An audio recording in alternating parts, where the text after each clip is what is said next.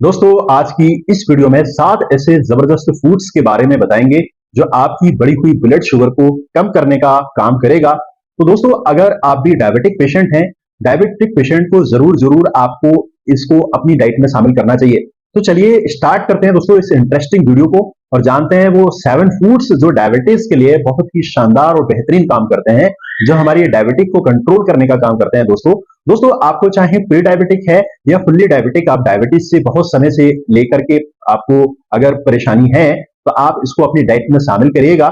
Diet में आपको blood sugar को अगर कंट्रोल करना है तो इस इंपॉर्टेंट जो रोल प्ले करता है दोस्तों, वो सिर्फ हमारा खान पान ही है। तो दोस्तों हम ऐसे खान पान को अपनी डाइट में शामिल करें जिसकी वजह से हम अपने ब्लड शुगर को एकदम बैलेंस कर सकें, बैलेंस रख सकें और आप अपने आप को अच्छे से और स्वस्थ रह सकें।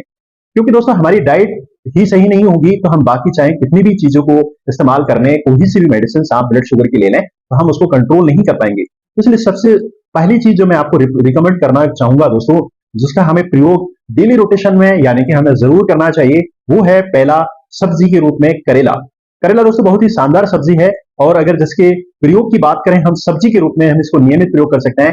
करेले के अंदर ऐसे कंपाउंड होते हैं दोस्तों जो हमारे शुगर्स को कंट्रोल करने का काम करता है। कई सारी रिसर्च और स्टडीज में ये चीज क्लियर हो गई है दोस्तों, ये जो करेले के अंदर जो कंटेंट है वो हमारे ब्लड शुगर को मेंटेन करने का काम करता है। और जो पेनक्रियाज है दोस्तों, जहां से जो ऑर्गन्स हमारे इंसुलिन को सेक्रेशन का काम करता है, तो पेनक्रियाज को प्रोटेक्शन करने का, पेनक्रियाज को हेल्दी बनाए रखने में इसमें जो कंटेंट है, जो इंग्रेडिएंट, जो कंपाउंड रहते हैं, वो कहीं ना कहीं इंसुलिन के सेक्रेशन को बढ़ावा देने में मदद करते हैं।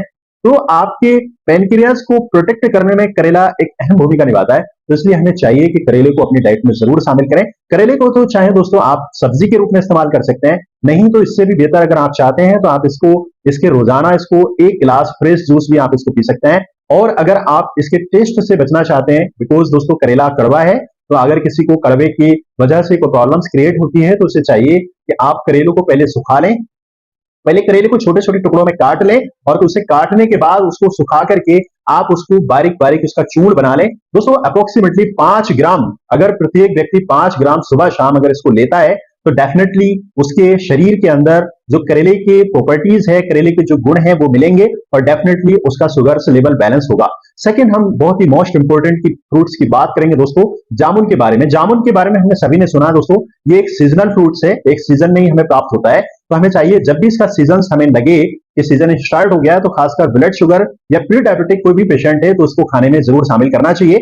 आप ऑफ सीजन में, दोस्तों बात आती है कि ऑफ सीजन में इसको खा सकते हैं, तो ऑफ सीजन में इसकी जो गुठली होते हैं दोस्तों, जो गुठली होता है, फल भी इसका काम में आता है और गुठली होता है, इसको आप सुखा करके इसको पाउडर फॉर्म में बना लें। तो आप गुठली के पाउडर को भी 5 ग्राम अप्रोक्सीमेटली सुबह शाम अगर हम इस्तेमाल करते हैं तो इससे भी जो जामुन के अंदर जो प्रॉपर्टी है, जो शुगर लेवल को बैलेंस करने का काम करती है, तो ये भी हमको बहुत ही शानदार चीज है और हमारी शुगर को बैलेंस करने के लिए बहुत ही अहम भूमिका निभाएगी। तो हमें सीजनल्स, जब भी हमें इसका मौका मिले तो हमें सीजनल्स में कम से कम अप्रोक्सीमेटली 15 से 20 जामुन हमें रोज खाना चाहिए, चाहे वो प्री डायबिटिक है। दोस्तों डायबिटिक होना ही नहीं, अगर आप बिल्कुल स्वस्थ भी हैं और आप अपने मेटाबॉलिज्म को या खास करके इंसुलिन को जो है थोड़ा सा अच्छा और इंप्रूव करना चाहते हैं, तो आप भी इसको अपनी डाइट में शामिल कर सकते हैं। तो आप इसको बिल्कुल एकदम नेचुरली तरीके से 10 से 15 या 15 से 20 जामुन पर डे खा सकते हैं।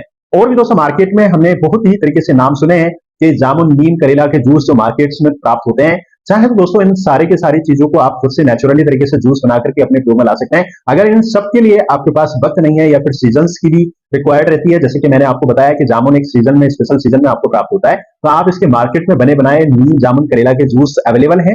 कुछ जूस के अंदर दोस्तों एलोवेरा भी शामिल हो जाता है, मिल जाता है। तो एलोवेरा की जो प्रॉपर्टी है वो कहीं ना कहीं हमारे डाइजेशन सिस्टम को इंप्रूव करने का होता है। तो आप इसमें बहुत सारी कंपनीज हैं जो आयुर्वेदिक नीम, जामुन और करेले के जूस को तैयार करती हैं। तो अगर आप भी अगर शुगर्स के पेशेंट हैं तो एक नेचुरली जो जूस है दोस्तों नीम, जामुन, करेला, उसमें खासकर मैं आपको सजेस्ट करना चाहूंगा कि आप इसको डावर्स का या फिर दूध पापेश्वर, इन अच्छी अच्छी आयुर्वेदिक कंपनियों को ही आपके लिए सजेस्ट करेंगे। तो आप इसमें क्या करना है दोस्तों, आप इसकी बोतल को हिला करके 10 से 20 ml 100 ml पानी में डाइल्यूट करके, यानी कि 10 से 20 ml आपको दवाई जो लेना है, जूस लेना है और 100 ml पानी में मिला करके अच्छे से पी लेना है। इस जूस को आप सुबह शाम पी सकते हैं। दोस्तों अगर बेस्ट आपको इसके बेनिफिट्स चाहिए तो हम आपको सजेस्ट करेंगे इसको कम से कम अप्रोक्सीमेटली आपको 3 महीने तक जरूर पीना चाहिए। फोर्थ एक स्ट्रॉन्गेस्ट आपको फ्रूट्स की बात करेंगे दोस्तों, पंपकिन यानी कि कद्दू की बात करेंगे। कद्दू को बहुत सारे लोग सीताफल के नाम से या फिर लोकली स्थान के हिसाब से इसको सीताफल लोग बोलते हैं। तो ये एक सब्जी के रूप में हम किसी भी सीजन्स में, किसी भी साल में, कभी भी पूरे साल हम इसको कभी भी प्राप्त कर सकते हैं। ये हमें पूरे साल हमें प्राप्त हो जाती है। इसको हम सब्जी के रूप में खा सकते हैं। कद्दू के बहुत सारे ट्रेडिशनल मेडिसिन के रूप में भी दोस्तों बहुत सारे इसके जो एक्सक्रीट है उसको निकाल करके बहुत सारे मेडिसिन में दिया जाता है। तो हम नेचुरली तरीके से अगर इसको हम खाना चाहें, बिकॉज दोस्तों इसके अंदर बहुत ही सारा फाइबर्स कंपाउंड होते हैं जो ब्लड शुगर को कंट्रोल करने में मदद करता है। तो दोस्तों वैसे तो हम इसके अलावा भी और भी फूड्स को हम शामिल कर सकते हैं और भी सब्जियों को शामिल कर सकते हैं। तो हम फोर्थ सब्जी की बात करेंगे दोस्तों, भिंडी के बारे में हमने देखा होगा। तो भिंडी भी कहीं ना कहीं ब्लड शुगर को मेंटेन करने का काम करती है। तो अगर किसी का ब्लड शुगर बढ़ा है तो उसे चाहिए कि भिंडी की सब्जी सीजनल रहती है, तो आप इसको भी कम से कम हफ्ते में 2 से 3 बार जरूर शामिल करें। एक नेचुरली तरीके से हम इन सब्जियों को शामिल करेंगे तो डेफिनेटली हम शुगर्स को मेंटेन कर पाएंगे। दोस्तों एक तुर्की मेडिसिन दोस्तों टर्की मेडिसिन में एंटी डायबिटीज के रूप में जो भिंडी के बीज होते हैं, भिंडी के जो सीड्स होते हैं, इसको प्रयोग किया जाता है। तो हमें चाहिए कि हमें सब्जी के रूप में जरूर, अगर किसी का प्री डायबिटिक है या डायबिटीज की कोई उसको कंप्लेन है तो उसे चाहिए कि भिंडी की सब्जी को जरूर शामिल करें। अगला हम फ्रूट्स की बात करेंगे दोस्तों, एप्पल। यानी कि एप्पल के अंदर बहुत सारे विटामिन, मिनरल्स और बहुत सारे स्पेशली गुण पाए जाते हैं। सेब के अंदर खास करके इसका छिलका जो होता है दोस्तों, तो हमें चाहिए कि अगर शुगर का पेशेंट है तो उसको छिलके सहित इसको प्रयोग करें। इसके छिलके को नहीं छीलें। इसके छिलके के अंदर बहुत सारी चीजें हैं जो हमारे शुगर लेवल को मेंटेन करने का काम करता है। तो एप्पल के जूस को पीने के लिए हम आपको सजेस्ट नहीं करेंगे। आप एप्पल के जूस को ना पिए, इसको कंप्लीटली अपने खाने में जरूर शामिल करें। तो आप डेली का दोस्तों एक सेब अपने डाइट में जरूर शामिल करें। 6 हम बात करेंगे दोस्तों चिया सीड्स के बारे में। चिया सीड्स के अंदर दोस्तों ओमेगा 3 फैटी एसिड होता है जो हमारे जो सोल्यूबल फाइबर्स बहुत ज्यादा होने की वजह से जो चिया सीड्स है दोस्तों, ये गट्स के अंदर जाकर, खास करके इंटेस्टाइन के अंदर जाकर के वहां दोस्तों फूल जाता है और जो गट में जो जो स्ट्रक्चर बना लेता है और इसमें जो खाने के अंदर जो मौजूद शुगर्स होते हैं, फैट होते हैं, उनका एब्जॉर्बेशन कर देता है, जिससे हमारे ब्लड के अंदर खासकर जो शुगर का कंसंट्रेशन है वो कम हो जाता है। तो इसलिए चाहिए कि हमें चिया सीड्स को जरूर शामिल करना चाहिए।